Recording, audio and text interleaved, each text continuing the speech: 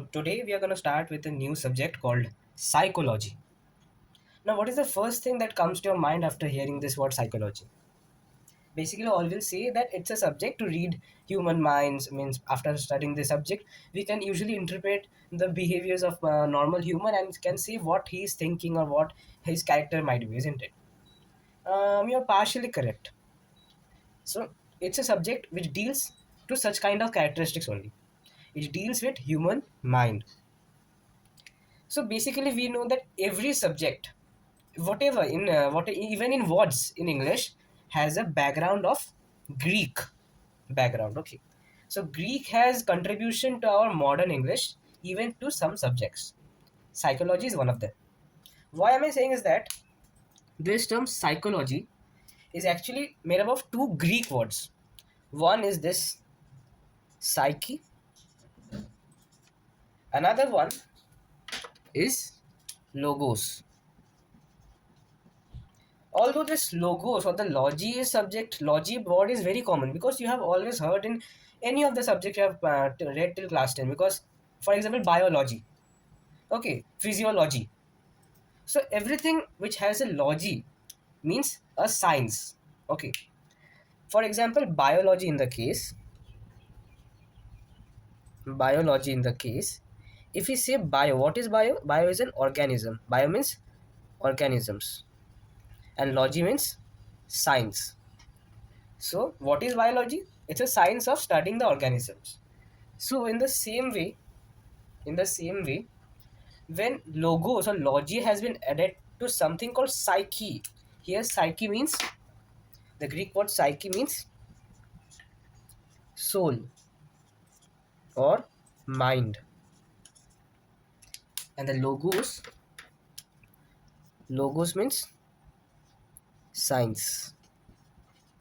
So, we can say in one way that it's a science of mind or science of soul or mind. Okay. Now we know that this all subjects, mainly psychology, has a initial starting in the Greek century. No, it is mainly started by the Greeks. Now, from the term only we can understand that psychology was something called the science of soul, science of mind.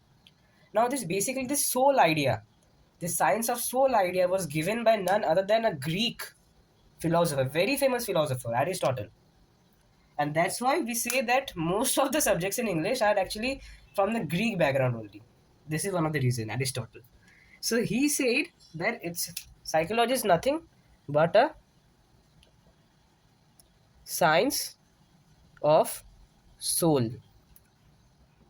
That's why the initial psyche is actually called soul, which was later given a slash and told it's also mind. It's also mind. Okay. That's why the initial term was called psyche means soul, because of Aristotle. He said science of soul, then later came René Descartes, a French philosopher. Now we know René Descartes not only for his contribution in psychology but also for his contribution in another subject, very famous subject called maths. Now what he did is that he founded a very system called the Cartesian system. The x coordinates, y coordinates, remember? So he actually founded this Cartesian system. That's why he's famous. And not only is famous in maths, but also famous in psychology because he too has a contribution in it. And thus he defined psychology as the science of consciousness. Science of consciousness. But before before this number third person, that is William Wundt, this subject this subject was considered to be a part of philosophy. Means Aristotle and René Descartes all considered this subject to be a part of philosophy, which was never. But it was for the first time Wilhelm Wundt, a German psychologist, who defined or actually differentiated from this subject, this psychology from philosophy.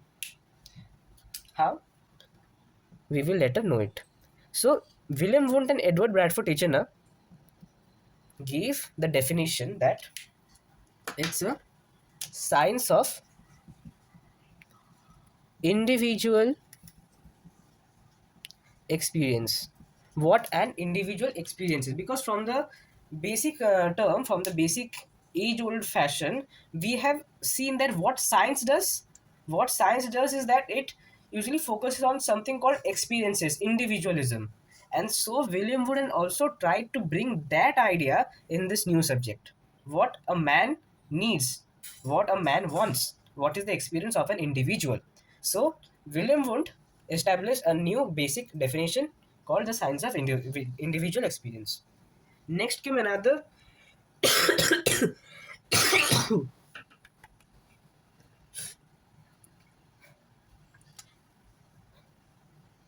next came another British psychologist called G.F. Stout. He said that it's a science of mental experience and process. Means whatever we thought, we experience, we explain whatever we think, we tend to show it in a way, whatever we think, we tend to show it in a way through our behaviors or through our mental processes. That is the interaction of the mental processes with the outside world. He first of all gave this concept, G.F. Stout. And later comes J.B. Watson, who is also considered as a behaviorist because he was the first to study the behavior of a human being. Because before him, everyone considered it's a part of individual experience, it's a part of mental experience, consciousness, soul. But can we ever measure soul, consciousness, individual experience, mental experience in a scientific way? Can we just see them outside? No. What we can see is just a behaviors. If a person is very much afraid, we cannot see how much he's afraid. We cannot have that technology to see how much he's afraid, but we can see how much he's afraid through his behaviors. So JB Watson was the first person to have ever thought of trying a different approach to the subject called psychology. So he said that psychology is nothing but a science of human behavior. Now we have got a new term, behavior, because previous before him we have all seen experience, consciousness or soul, which cannot be measured scientifically, but behavior can be. So these were basically a little bit of small summarization of the definition of the how the definition of the psychology evolved actually. Now let us look into what is the actual definition of. Yes. So the actual definition of psychology is that it's a scientific study of behavioral activities and expressions. Now, what is this behavioral activities and expressions?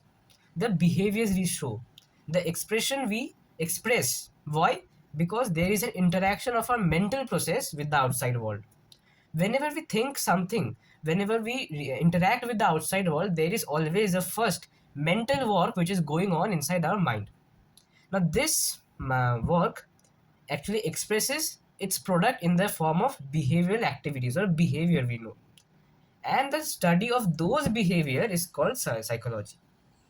So it is actually a type of descriptive science or explanatory science. It tries to explain our behavior, that why the person is showing this kind of behavior in this kind of stimulus, or why the person is not getting afraid even if there is a film or there is a conjuring film going on in front of him.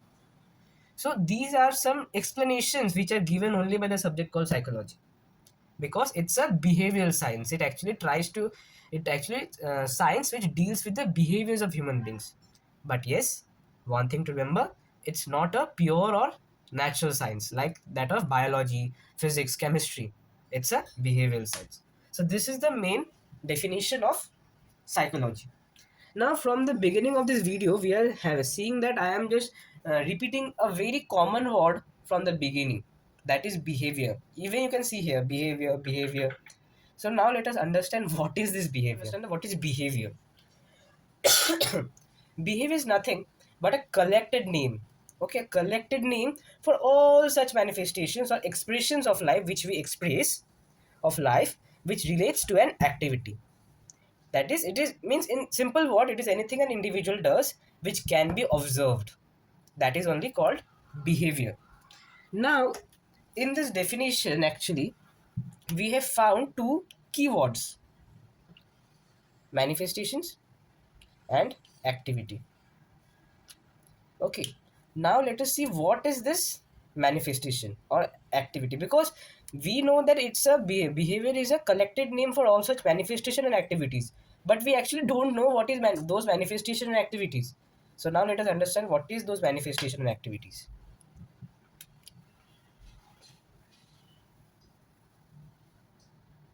Okay, first let us understand what is activities.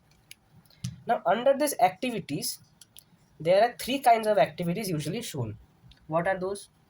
First is the motor, or also called cognitive. Remember this term, cognitive activities. What are these? These are nothing. By the term motor only, we can understand it is something which relates to some kind of physical activity. Motion is there. Walking, okay, dancing, anything which relates to an activity and has a motion. Now comes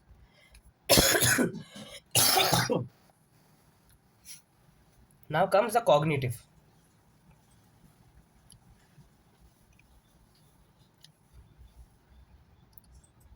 Now comes the cognitive activities, which are those activities which gives us some kind of knowledge. Okay, which gives us some kind of knowledge. For example, we are perceiving something. Okay, for perceiving something, and reasoning was also reasoning activities, also a kind of cognitive activities. Reasoning. Then comes another type of activity called emotional activities. Emotional ones, or affective.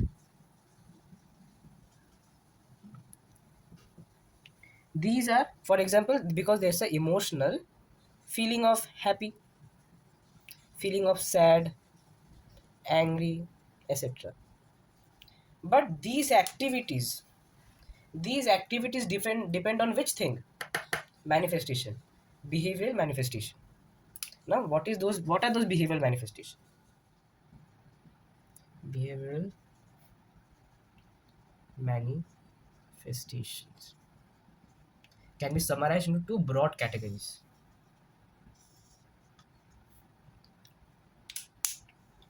One is generally called the overt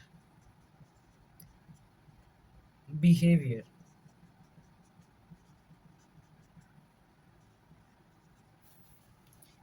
Another is called the covert behavior.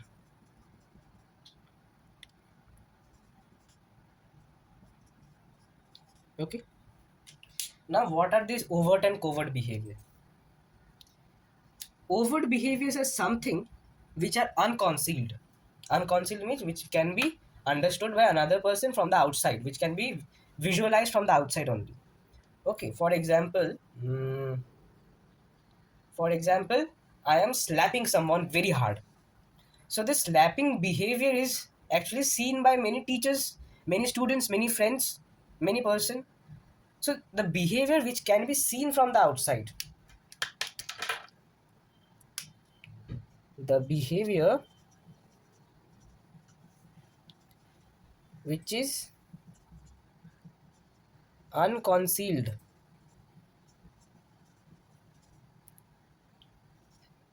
can be seen from outside.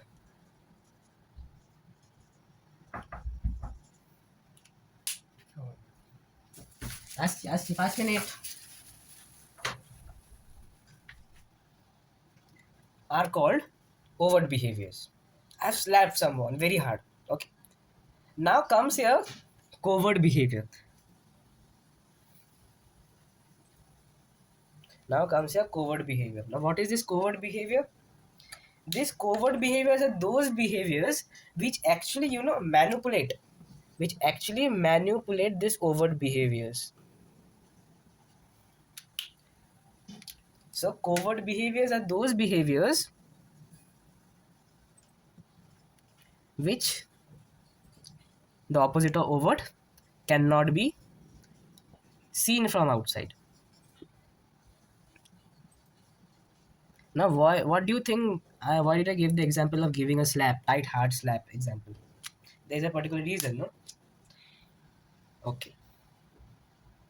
The reason is that when a person is slapping very hard to a person, now there must be some kind of mental thinking or mental thought process behind that mind, behind that person, because the person is not a mad that he will just go and slap everyone in the road.